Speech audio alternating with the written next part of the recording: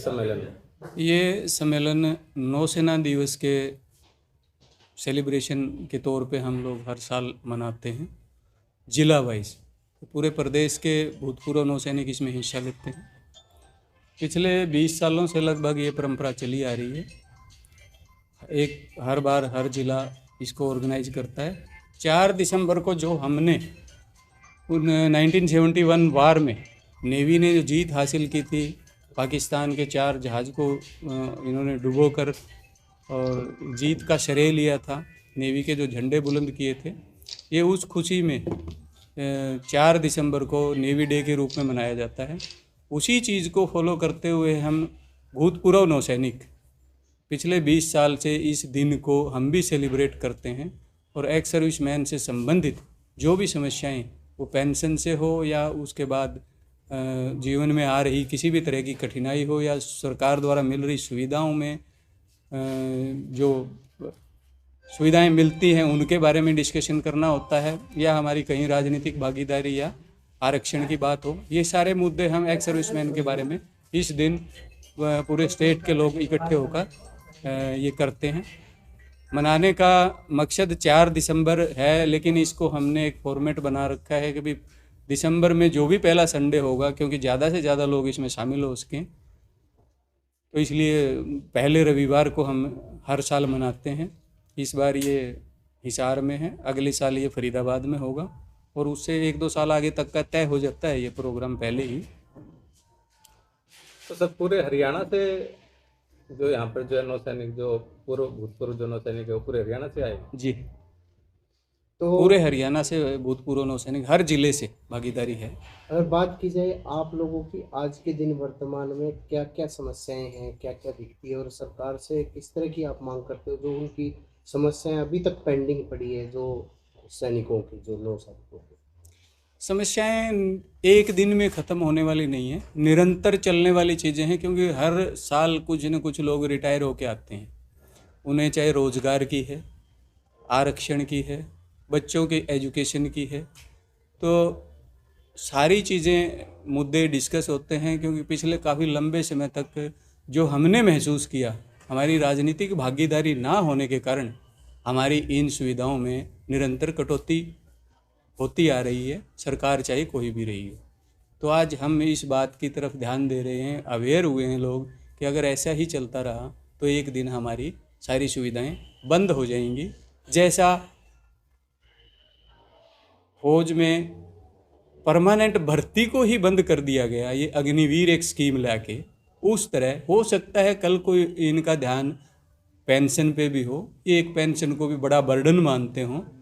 क्योंकि जो मोदी जी की सरकार आई थी वो हमारी समस्या पुरानी थी OROP की, उसका उन्होंने वायदा किया और हमने उनका साथ दिया, तो वो सत्ता में आए, उन्होंने पूरा किया, कुछ हद तक पूरा किया। उनमें आज भी विसंगतियां हैं, वो लोग आज भी धरने प्रदर्शन करने पे मजबूर हैं। तो पूरी तरह से ये चीज़ लागू नहीं हुई और ये कहीं ना कहीं हम महसूस करते हैं कि हमारी कोई राजनीतिक भागीदारी होती, हमारी विधायिका में, सांसद में कोई प्रेजेंटेशन होती, तो वो चीज़ हम अपनी अच्छे ढंग से रख पाते। इसलिए ये चीज़ को आज हम महसूस कर रहे हैं और इस पे विचार किया गया। तो सर कितनी भागीदारी मानते हैं आप हरियाणा के अंदर? आपको कितनी भागीदारी मिली? भागीदारी हम ये नहीं कहते कि ना हम उस फेवर में हैं कोई जातीय उस आधार पे या हमें कोई आरक्षण चाहिए। हमारी जितनी रिप्रेजेंटेशन जैसे और जातियों को भी लोग अकोमोडेट करते हैं, सभी पार्टियां करती हैं लोकतंत्र में, उस तरह की भागीदारी हमें चाहिए। हर आदमी और हर सबको ये जग जाहिर है, हर 10वां आदमी हरियाणा से फौज में है। फौज हमारे यहाँ भूतपूर्व सैनिकों की आबादी 10% के करीब मानी जाती है। तो उस हिसाब से 90 विधानसभा सीटें हैं, 9 विधानसभा तक हम भी सोचते हैं अगर हमारी प्रेजेंटेशन होगी। क्योंकि अगर स्वस्थ लोकतंत्र में हमारे बारे में जैसा लोगों की राय है, सरकारें बताती हैं कि भाई ईमानदार, देशभक्त और हमारा जो प्रशासनिक अनुभव, इसका लाभ क्यों ना सिविल में भी लिया जाए, प्रशासन के तौर पे आम जनता को भी इस चीज़ का फ़ायदा हो। तो हमारी ईमानदारी सिर्फ बताने तक सीमित ना रहे, उसके बाद हमें सिर्फ सिक्योरिटी गार्ड बना के ना रखा जाए, प्रशासन भी हमारी मदद ले, विधायिका में भी हम अपना योगदान दें। तो किसी पार्टी के साथ भी लगकर कोई आप यानी कि जैसे अन्य जो ये जितने भी दल है इनके साथ ही मिलकर जो है इन्हीं पार्टी से टिकट लेने के वो रखते हैं, या अपने खुद का कोई पार्टी का भी कोई बनाने के खुद नहीं, हमारा कोई अलग पार्टी का या कोई एजेंडा नहीं है पार्टी बनाने का। इन्हीं पार्टियों में पॉलिटिकल पार्टियां, हमारा सिस्टम लोकतंत्र में अच्छा चल रहा है। यही पार्टियों से अनुरोध है कि अच्छे लोगों को चुने, उनको आगे लेके आएं। आपका कहने का अभिप्राय यह है कि हर पार्टी आपको 10% 10 सीट दे। जी, दे सकते हैं वो उनके हिसाब से कि 10 दें, 9 दें, 8 दें। अगर वो हमें ईमानदार, देशभक्त और समाज सेवी मानते हैं और हमारा योगदान लेना चाहते हैं प्रशासनिक अनुभव का, तो उन्हें देना चाहिए।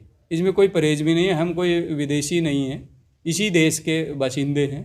इस देश के लिए कुर्बानियाँ दी हैं वही लोग हैं, वही परिवार हैं। सर, आपने अग्निवीरों का जिक्र किया था। अग्निवीरों की जो अब भर्ती चल रही है, क्या कुछ खामियां इसके अंदर है जो भी?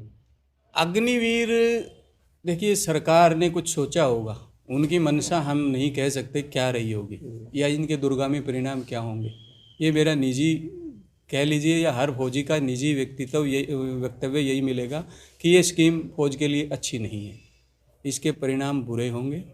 क्योंकि जब तक आपकी लंबी एफिलिएशन नहीं है, अब किसी सदस्य को आपके घर से ही समझो आपने एक सर्वेंट रखा, भैया आप 4 साल के लिए रखे हो गए हो, उसकी एफिलिएशन नहीं रहेगी आपके साथ, क्योंकि उसे अपना भविष्य पता है, वो 4 साल बाद चले जाना है। और उसे उसके बीच में भी कोई अच्छी अपॉर्चुनिटी मिलेगी तो वो उसी दिन भी छोड़ने के लिए तैयार रहेगा, क्योंकि वो कोई बाउंड नहीं है। जैसे एक पेंशन लेने वाला व्यक्ति बाउंड होता है, वो इसलिए सर्विस करता है, देशभक्ति दिखाता है, जज्बा होता है उसमें जान देने का, क्योंकि उसे अपना भविष्य सिक्योर दिखाई देता है, उसके बच्चों का भविष्य सिक्योर होता है, उसकी पेंशन होती है। तो इन चीज़ों को लेके ही एक जज्बा पैदा होता है जो अग्निवीर में नहीं रहेगा। और मैं तो यहाँ तक कहता हूँ कि अगर कल को वार की सिचुएशन में अगर ये लोग जाने से मना कर दें तो आप उनके साथ कैसा बर्ताव करोगे? क्योंकि जब वो एक्स सर्विस मैन की कैटेगरी में नहीं आते तो उनको आप किस तरह से ट्रीट करोगे? दूसरा, इतना एक फौजी को ट्रेंड करने पे बड़ा भारी भरकम खर्च आता है। अगर आप उसकी 15-20 साल सेवाएं नहीं ले सके तो उस खर्चे का क्या होगा? वो आपका बेकार जाएगा। आप एक आदमी को ट्रेंड करके, उसको एजुकेट करके और फिर बेरोज़गार कर रहे हो उसे, तो उसने जो ट्रेनिंग ली है वो उसका जब सही यूटिलाइज नहीं कर पाएगा तो उसका कहीं ना कहीं मिसयूज भी होगा। कहने का अभिप्राय ये जो अग्निवीर जो भर्ती है ये भी एक राजनीतिक स्टंट है। मैं इसको स्टंट नहीं कह सकता, राजनीतिक सोच हो सकती है कुछ भी, इसके पीछे उनकी मंशा वही बता सकते हैं।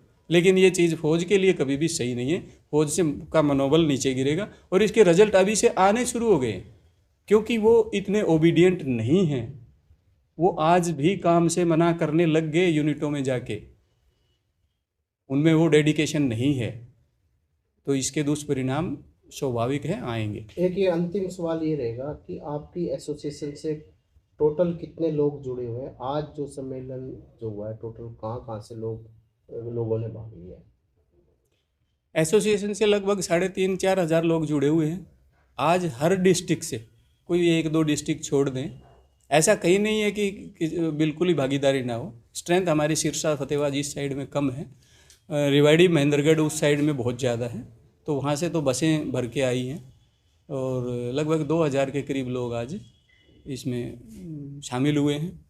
और टोटल स्ट्रेंथ हमारी 6,500-7 हज़ार के करीब है भूतपूर्व नौसैनिकों की। और ऐसा नहीं है कि हम सिर्फ नौसैनिकों के लिए सोच के चल रहे हैं, ये पूरे भूतपूर्व सैनिकों के लिए है, तीनों सेनाओं के लिए है। और वो भागीदारी हमारी बड़ी लंबी चौड़ी है। हरियाणा में लगभग 5 लाख के करीब प्रेजेंट और एक्स सर्विसमैन हैं, तो ये सबको ही इफ़ेक्ट करती है ये चीज़। ठीक है।